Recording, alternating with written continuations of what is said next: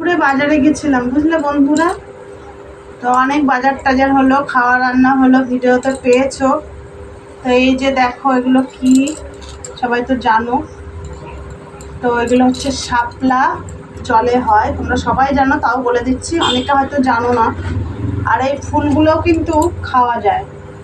ফুলগুলো এই যে ভিতরের এগুলো ফেলে, এই যে দেখো ভিতরে এই যে হলুদ অংশটা ফেলে দিয়ে বেসনের ব্যাটার, লঙ্কা, হলুদ, লবণ দিয়ে এটা ব্যাটার করে এগুলো দিয়ে বেশ বড়া পকোড়া যেমন হয় ওরকম করে ভাজবে, দারুণ লাগে। এর মধ্যে কিছুই ফেলার নেই। তো আমি মোটা মোটাগুলো পাইনি, সবে হয়তো উঠছে কিনা জানি না, সবেই উঠছে আগে থেকেই, মাসখানিক আগে থেকে তো শাপলা উঠছে। তো এই দেখো সরু সরু, এ যদি এখন না খাই কালকে আর পাওয়া যাবে না খুঁজে। তো এখন বাজে 9টা, 9:30। এখন হচ্ছে শাপলা দিয়ে ডাল হবে। তো কী করে বানাবো পুরোটাই বলে দিচ্ছি তোমাদের। শাপলাটা আমি এইভাবে ছাড়াবো, একদম সরু সরু হয়ে গেছে, এখান থেকেও ছাড়ানো যায়। এই একটুখানি ছিলকানা এই তুলে নিলাম, নিয়ে এইভাবে ছাড়িয়ে নেব। দেখো এভাবে সব ছাড়িয়ে নিয়ে, মানে যেমন ডাটা কাটে এইভাবে ছোট ছোট করে কেটে নিতে হবে, হাত দিয়েও কাটা হয়ে যাচ্ছে। এইভাবে সব কেটে নেব। কেটে নেওয়ার পরে ডাল সিদ্ধ বসাবো। অনেকে ডালটা ভেজে নেয়, আমি ভাজবো না, ভেজেও করা যায় ডালটা।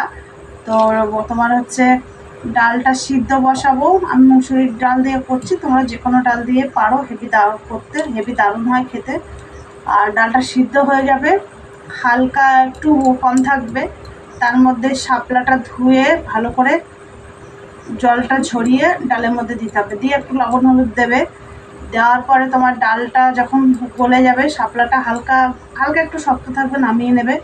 নামিয়ে নেওয়ার পরে তোমরা হচ্ছে ফোড়ন দেবে, তেজপাতা, শুকনো লঙ্কা, গোটা জিরে দিলে দিলে, বা 5 ফোড়ন দেওয়ার পরে একটু রসুন পেঁয়াজ দিয়ে দেবে। আর যারা নিরামিষ খেতে চাও তো রসুন পেঁয়াজ দেবে না, অন্য ডাল দিয়েও হয়, তো নিরামিষভাবে ওইভাবে বানাবে। আর যারা পেঁয়াজ রসুন খাও পেঁয়াজ রসুন দেবে। দেওয়ার পরে ডালটা কিন্তু শুকনো শুকনো হবে, আবার অনেকে পাতলাও খায়, যেভাবে যে করতে পারে পছন্দ মতো। তো আমি করব শুকনো শুকনো হবে ডালটা।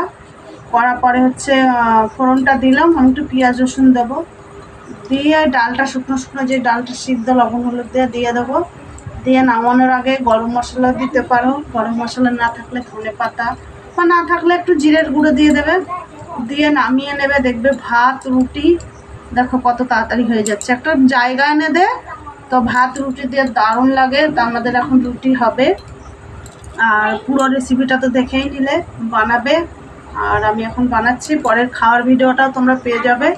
সবাই ভালো থেকো, আমি রান্নাটা করে ফিরে আসছি, টাটা।